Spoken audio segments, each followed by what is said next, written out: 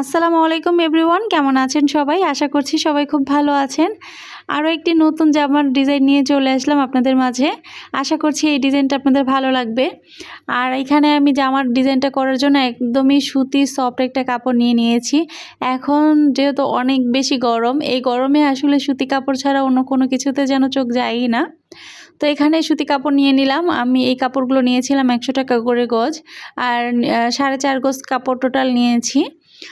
আর জামাটা ডিজাইন করার জন্য এখানে আমি সাদা একটা লেস কিনে নিয়েছি। এই লেসটা নিয়েছিল 20 টাকা করে গজ।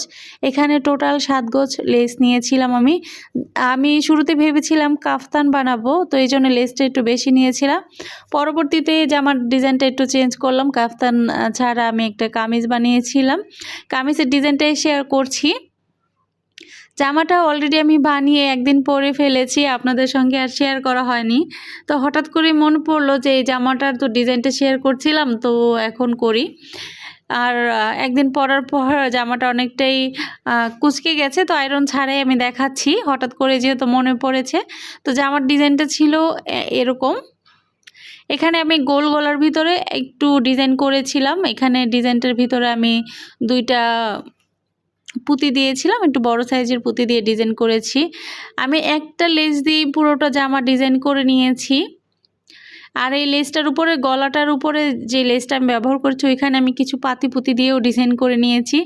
আর হাতাটা দিয়েছিলাম অনেকটা ঘের।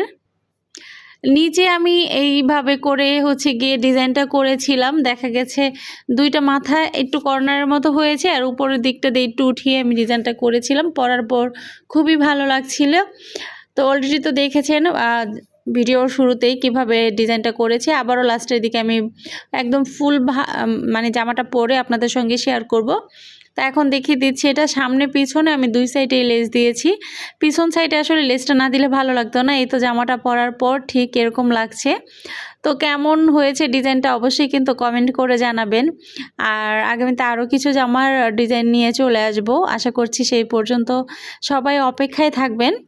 তো আজকের মতো বিদায় নিয়ে নিচ্ছি। সবাই খুব ভালো থাকবেন, সুস্থ থাকবেন। আল্লাহ হাফেজ।